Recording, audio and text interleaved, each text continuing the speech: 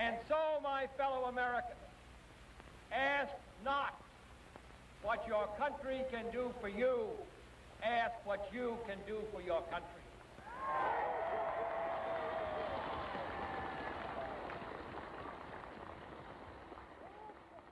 My fellow citizens.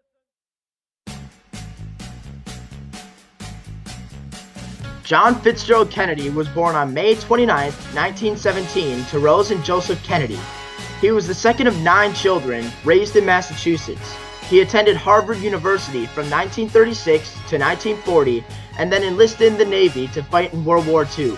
He was a war hero and ultimately received a Purple Heart Medal for saving the life of a shipmate aboard the PT-109, one of the ships that Kennedy was on. Political career.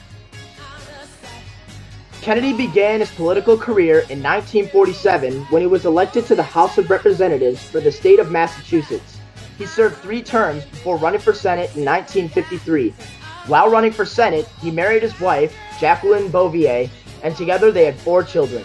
Shortly after the election to Senate, Kennedy began his political campaign to run for U.S. President in 1960. Kennedy was able to achieve the Democratic nomination and chose Lyndon Baines Johnson, a Texas native, as his running mate in the hopes of securing the Southern vote. Shortly after being nominated, Kennedy gave his famous New Frontier speech at the Democratic National Convention in Los Angeles, California. This speech expressed Kennedy's progressive viewpoint on the country and how the U.S. was in a state of both revolution and innovation. After the 2 major party nominations, the election was in full swing. On September 26, 1960, something historical happened. The first ever televised presidential debate took place between Richard Nixon and John Kennedy. The fact that American voters could now see the debates changed everything. Kennedy was prepared for this, Nixon was not. Kennedy wore a handsome blue suit with makeup. Nixon wore a gray suit with no makeup and seemed to blend into the set. He also looked old and frail due to the fact that he had sustained a knee injury and lost a significant amount of weight in the recovery process. He looked nothing like the clean, youthful, and charismatic Kennedy. With over 65 million watching from around the country, Kennedy had a clear advantage from a visual standpoint. Kennedy's approach. Kennedy knew this election would be close and that in order to achieve victory, he would have to appeal to as many Americans as possible. His stance on the civil rights movement was a major reason he won, along with his close relationship with Martin Luther King Jr. Kennedy believed that no matter what a man's race, every man deserves a chance. Or, in his words, I don't want the talents of any American to go to waste. On October 19, 1960, Martin Luther King Jr. was arrested at a sit-in protest in Atlanta and sent to prison the following week. John and Robert Kennedy, using their political influence, were successful in petitioning the judge to get King released. They had earned MLK's support and with that, the support of others in the civil rights movement. When the electoral results were in, Kennedy had collected the vote of over 70% of African Americans around the nation. On election night, November 8, 1960, Kennedy had emerged victorious by an electoral result of 303 electoral votes to Nixon's 219. It was the closest election in U.S. history, with just over 100,000 popular votes separating the candidates. With this victory, John F. Kennedy, at the age of 43, had become the youngest and also first ever Catholic U.S. president. Kennedy's presidency. Kennedy's presidency began on January 20th, 1961, with his presidential inauguration. In this speech, he stressed how important it was to keep peace at home and also with other nations. In his words, Kennedy says, "My fellow citizens of the world, ask not what America will do for you, but what together we can do for the freedom of man." One campaign promise that came into fruition almost immediately was the formation of the Peace Corps. Kennedy's goal was to create an organization that would promote America's cause for global democracy, peace, development, and freedom. By executive order, the Peace Corps was established on March 1st, 1961, and since that time, nearly 200,000 volunteers have served in over 130 countries. Kennedy was a staunch defender of liberty and expressed great concern over communism taking hold in America.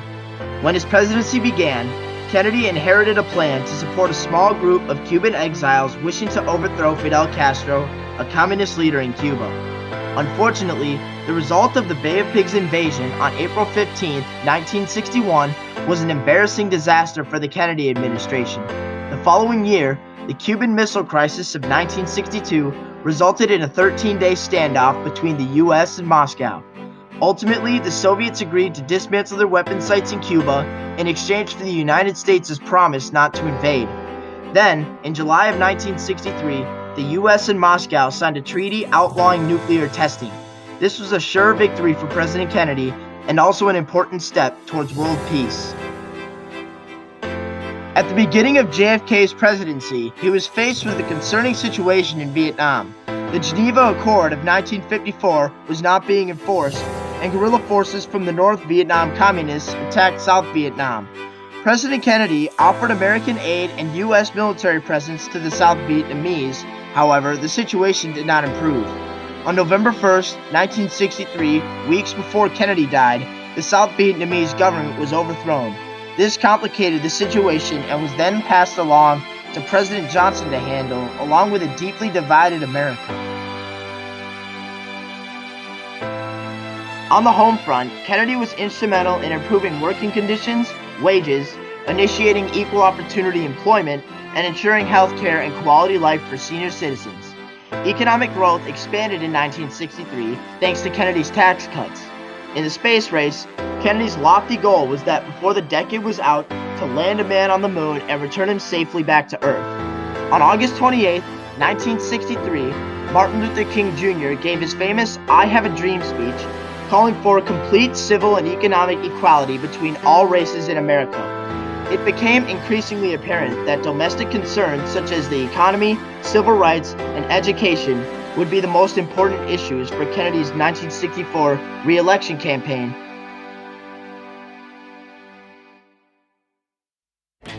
By September of 1963, with re-election just around the corner, Kennedy had already begun his 1964 presidential campaign, traveling to western states, earning support.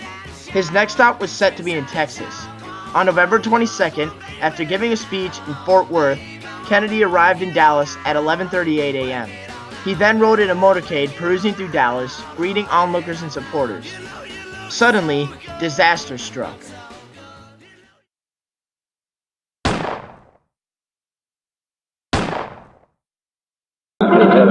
Here is a news alert bulletin from the KNX Radio News Bureau. President Kennedy was shot today, just as his motorcade left downtown Dallas. Mrs. Kennedy jumped up and grabbed Mr. Kennedy. She cried, "Oh no," the motorcade kept going. At 12:30 p.m., November 22nd, 1963, in Dallas, Texas, U.S. President John Fitzgerald Kennedy was shot in the head and killed. The killer was believed to be Lee Harvey Oswald, a former U.S. Marine sharpshooter who was believed to have had ties to the Soviet Union, Cuba, and CIA. 2 days later, on November 24th at 11:21 a.m., Oswald was also assassinated, leaving the American people in total shock with so many unanswered questions. I couldn't take one more step. Vice President Lyndon Baines Johnson was sworn in as president approximately 90 minutes after Kennedy's assassination aboard Air Force One.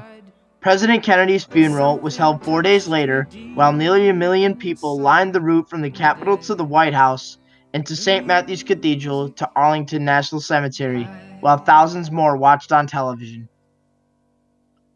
1 week after Kennedy's death, President Johnson appointed a committee headed by Chief Justice Earl Warren to investigate the Kennedy assassination. The Warren Commission report was presented to President Johnson 10 months later, September 24, 1964.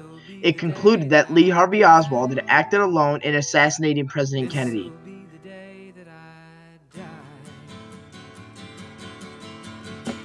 President Johnson, in an effort to honor JFK's legacy, signed the Civil Rights Act of 1964 and the Voting Rights Act of 1965. He implemented Kennedy's tax cuts, created Medicare, and continued the quest for putting a man on the moon, which was realized in December of 1968. Unfortunately, the Vietnam War took a turn for the worse and escalated, causing Johnson not to run for president in 1968 due to the division he thought that the war was causing within America. For more than 45 years, the result of the Warren Commission report has never satisfied most of America. Controversy continues regarding the investigation methods used and the inexplicable omissions throughout the report.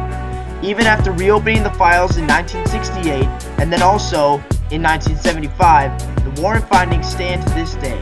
Despite the effort of so many Americans to get answers to the Kennedy assassination mysteries, most would agree that America lost its innocence and was never the same after November 22, 1963.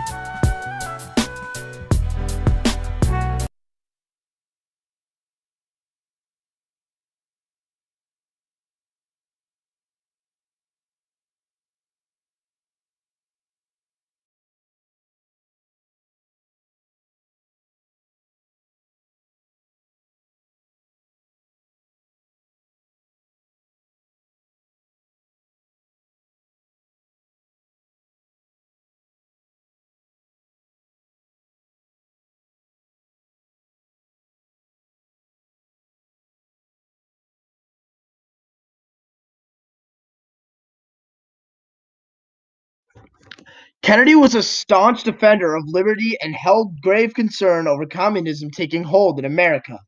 When his presidency began, Kennedy inherited a plan to support a small group of Cuban exiles wishing to overthrow Fidel Castro, who was imposing communism in Cuba. Unfortunately, the result of this Bay of Pigs invasion on April 15, 1961, was an embarrassing disaster for the Kennedy administration.